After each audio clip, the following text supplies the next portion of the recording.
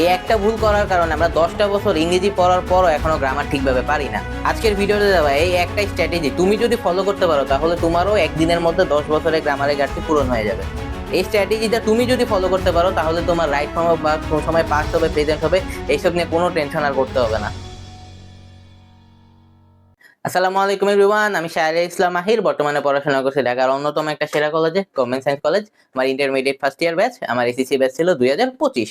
তো তোমাদের ক্ষেত্রে বেশিরভাগ কি সমস্যাটা দেখা দিচ্ছে, তোমরা ম্যাথের থেকেও বেশি ভয় ইংলিশ গ্রামারে পাইতেছো।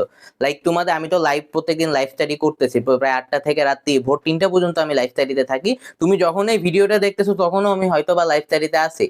আমার হোয়াটসঅ্যাপ আর টেলিগ্রাম চ্যানেলে সেটা জানাই দেই। এখন ওই জায়গায় লাইভ চ্যাটে কি দেখা যায়, তোমরা ইংলিশ গ্রামার নিয়ে এত বেশি প্যারায় আছো, লাইক ম্যাথের থেকেও বেশি প্যারা তোমরা ইংলিশ গ্রামার নিয়ে আসো। সো সেটা দিয়ে ভাবলাম এই ভিডিওটা মেক করা খুবই জরুরি তোমাদের জন্য। দেখো, একদিনে তো আর 10 বছরের গ্যাপ ফিল আপ করা যায় না। 10 বছর গ্রামার তো তুমি 10 বছর ধরে পড়ে আসতেছো, ক্লাস 1 থেকে 10 পর্যন্ত সেম ইংলিশই কিন্তু। তো গ্রামার তো আর ফুললি রিকভার করা সম্ভব না, বাট তুমি সে একদিন বন্ধ আছে, একদিন বন্ধ কি কিভাবে ফুললি ইউটিলাইজ করে গ্রামারে একটা ভালো মার্কস পেতে পারো, 60 পেতে পারো, সেটাই আমি বলবো।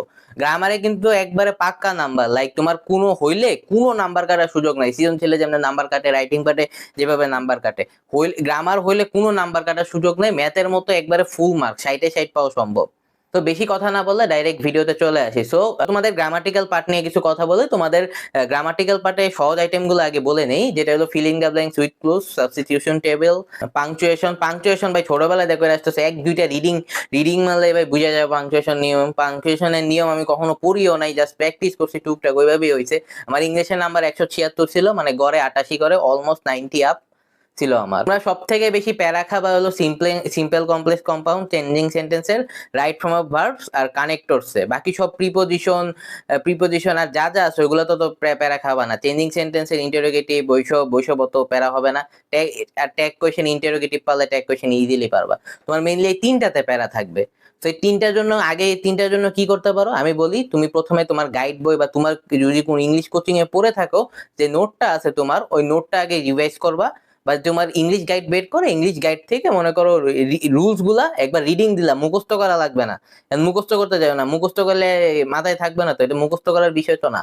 একবার রিডিং দিলা, প্লাস তুমি কি করবা, তারপর টেস্ট পেপার বাই করবা। টেস্ট পেপারে যে সাজেশন পার্টটা আছে, এখন আর মডেল টেস্ট বাই মুখস্থ করার কোনো টাইম নেই। টেস্ট পেপারে যে সাজেশন পার্টটা আছে, ওই সাজেশন পার্ট দিয়ে করা শুরু করবা। লাইক যেখানে আটকায় যাবে রুলস বইটা বের করবা, কোন রুলসের ওইটা বাইর করবা, ওইভাবে আবার ওইভাবে দিয়ে আসবা।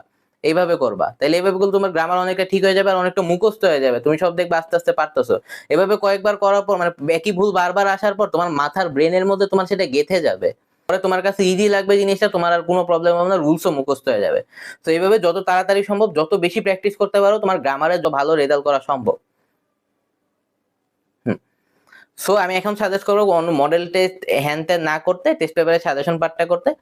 তো সেটাই তোমাকে হেল্প করবে। আর আমার হোয়াটসঅ্যাপ আর টেলিগ্রাম চ্যানেলে জয়েন হয়ে যাও, ওই জায়গায় আমি রাইটিং পার্টের সাজেশনটা দিয়ে দিব। কারণ রাইটিং পার্ট তোমার কমন পড়বে, গ্রামাটিক্যাল পার্ট যদি সাজেশন দেওয়া হয় কমন না পড়ার চান্সই বেশি। কারণ গ্রামার কই থেকে আসবে কিছু বলা যায় না। গ্রামার সম্পূর্ণ প্রশ্ন বানিয়ে দেওয়া যায়, সো এটা কমন ফালানো প্রায় ইম্পসিবল বলা যায়। ভিডিওটা ভালো লাগলে একটা লাইক, কমেন্ট এন্ড সাবস্ক্রাইব করে দিও ভাই। ভিডিওটা বানাইতে যে কি পরিমাণ কষ্ট হয় তা তো তোমরা বুঝোই।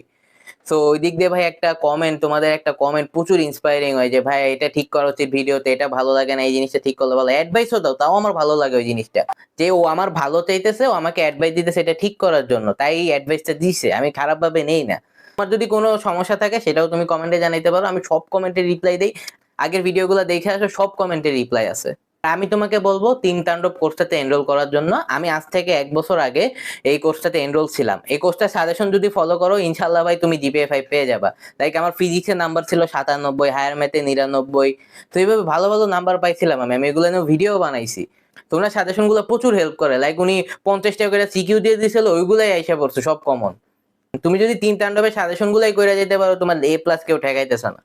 কারণ আমি নিজের এক্সপিরিয়েন্স থেকে বলতেছি, আমি আজ থেকে 1 বছর আগে ছিলাম ওইটাতে। সো আমি তিন তাণ্ডবে জয়েন হওয়ার লিঙ্কটা ডিসক্রিপশন আর পিন কমেন্টে দিয়ে রাখবো না, ওইখানে ক্লিক করে জাস্ট গিয়ে মেসেজ দিবা যে তিন তাণ্ডব কোর্সে এনরোল হয়ে যাবে। আজকে এই পর্যন্তই, দেখা হবে অন্য কোনো একটা ভিডিওতে। আসসালামু আলাইকুম।